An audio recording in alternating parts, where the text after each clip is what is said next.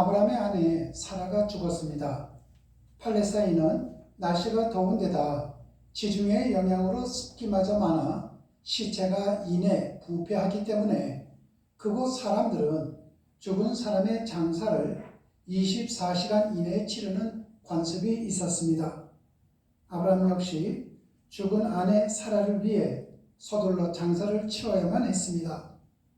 아브라함은 그곳 주민인 헷 족속에게 매장지를 부탁합니다.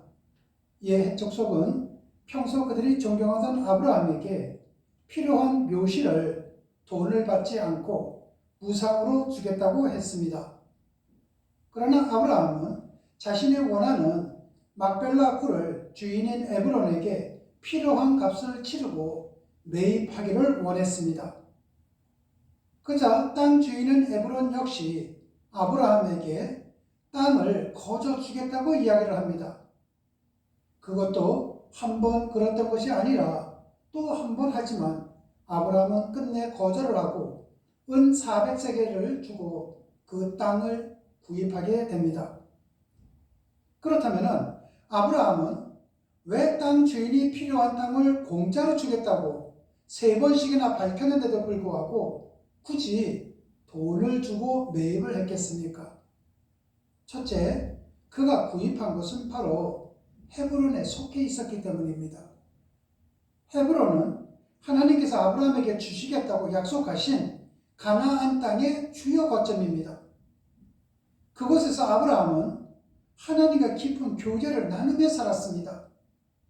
만약 아브라함이 원주민의 호의를 받아들인다면 결과적으로 그는 그 땅을 하나님이 아니라 사람에게 받는 꼴이 되는 것입니다.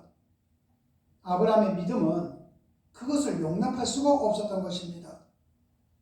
그 이전에도 아브라함은 그돌라오멜에게 빼앗긴 소돔 사람과 재산을 모두 찾아준 적이 있었습니다. 그때 되찾아온 물건을 소돔 왕이 아브라함에게 주려고 하자 그는 행여 소돔 왕이 자신을 부자로 만들어 주겠다고 할까봐 단호하게 거절을 했던 사람입니다. 자신을 부자로 만들어 주실 분은 하나님 외에는 없다는 믿음 때문입니다.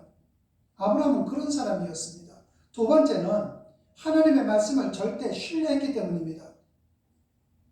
하나님께서는 아브라함의 아들이 태어나기도 전에 그의 후손이 이집트에서 400년 동안 노예 생활의 훈련을 거친 뒤에 가나안으로 돌아올 것이라고 말씀하셨습니다.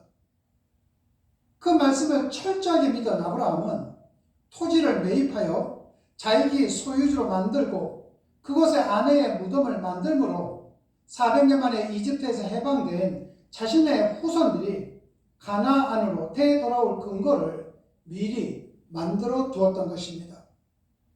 이 이후 아브라함은 자신도 죽은 뒤 이곳에 묻혔으며 이삭과 그의 아내 리브가 그리고 야곱과 야곱의 아내인 레아도 그곳에 묻히게 됩니다. 이처럼 이스라엘 백성의 조상인 아브라함, 이삭, 야곱 3대가 묻혀있는 가나안 땅은 이스라엘 백성들의 영원한 육적, 정신적 그리고 영적인 고향이 되었습니다. 그래서 출애굽한 뒤 위대한 지도자 갈렙이 막벨라에 있는 헤브론 땅을 물려받았고 다윗은 바로 그 헤브론에서 왕이 되었던 것입니다. 여러분, 이 모든 것은 하나님의 약속의 말씀을 믿었기 때문입니다. 그러므로 우리 모두도 하나님의 말씀을 정녕 믿는다면 그 말씀을 믿는 자답게 지금 해야 할 바를 최선을 다해서 이행하는 것입니다. 그때 우리는 하나님 약속의 통로가 되어 우리로 인해 후손들의 삶 속까지 하나님의 약속은 아름다운 열매로 드러나게 될 것입니다. 기도하시겠습니다. 하나님 아버지 감사합니다. 하나님 약속을 믿는 자답게 오늘 해야 할 바를 성실히 행하며 살아갈 수 있는 우리 모두가 될 수 있도록 복을 내려 주시옵소서.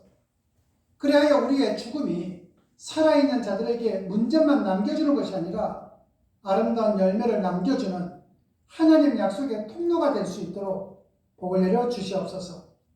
주님 고맙습니다. 예수님 이름으로 기도드렸습니다. 아멘.